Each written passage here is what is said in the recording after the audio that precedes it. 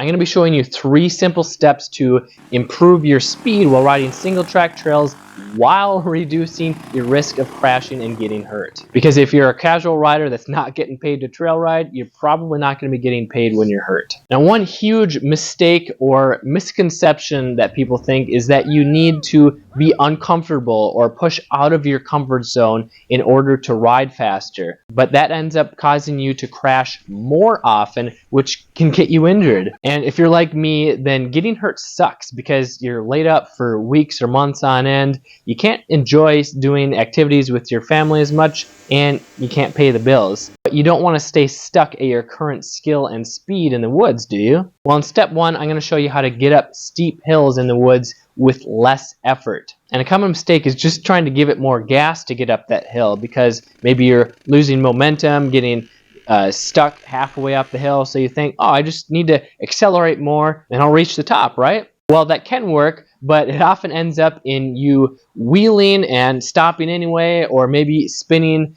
the rear tire and getting stuck, or accelerating too much and not staying in control and flying off the trail. So what you need to do instead is give it gas when there's traction to be had. For example, if there's a spot halfway up the hill where it's soft or wet sand or mud or a slippery rock, and you're just continuing to give it gas, once your rear tire reaches that slippery spot, it's going to start spinning, and that's where the engine revs up, but you're not going anywhere. You start to lose momentum. So what you need to do is pay attention to the trail, the line that you're going up, and only give it gas, or as much gas as it will take, still get traction. So once you get to that slippery spot, you either have to let off or not give it as much gas and then get back on the throttle when you can get more traction. This will make it easier to get up the hill because you're getting traction the whole time and you're not working as hard because the rear tire isn't spinning and losing control. It's kind of like driving here in Minnesota in the winter. If there's snow on the roads or there's ice,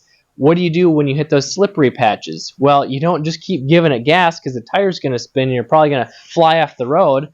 No, you let off the gas and maybe even coast, and then once you get to the hard pavement that doesn't have anything on it, then you can get back on the gas and keep accelerating. Step number 2, you'll have more speed coming out of every corner while reducing the risk of washing out coming into it. The common mistake is trying to carry too much speed into the corners, especially tight turns. So you're coming in hot and you're slamming on the brakes. This makes it really easy to overshoot the corner or lock up one or both brakes and slide out, lose your momentum, or even slide out and fall down. What you need to do instead is brake early before you get to the corner. That way, once you get to the corner, you can set up your body position, and going into the corner, once you see the exit of the corner, then you can start accelerating and carry more momentum through the corner, and by the time you get to the exit, you'll already be going faster. Let's say you try it the first way, where you're coming in really hot to a corner, and you slam on the brakes, and you slow down by the time you get to the middle of the corner,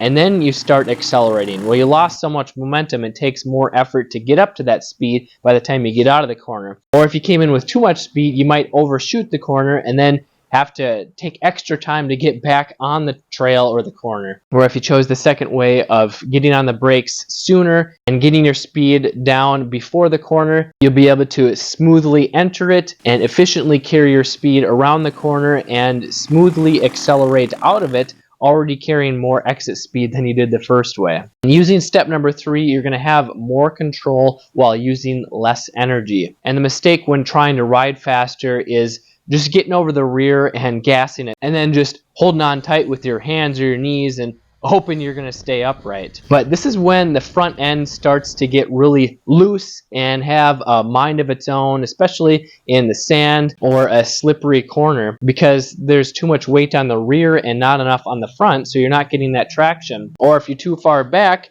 and you're hanging on tight, you're more likely to lose control of the throttle and whiskey throttle right into a tree or just off the trail. So instead of just hanging off the rear of the bike and holding on tight, you need to stay balanced with your body position. And being balanced is knowing where to shift your body position and when, based on what the bike is doing. So if you're coming into a corner, You shouldn't have all your weight on the rear because the front end is going to be too high and you're not going to have traction and you're more likely to slide out. Or if you have too much weight on your arms and hands, it's going to feel like a lot more work to try and control the bike, and you're going to get more fatigued or cramp up a lot faster in just a few minutes because your hands and wrists can't handle that much weight. Let me ask you this.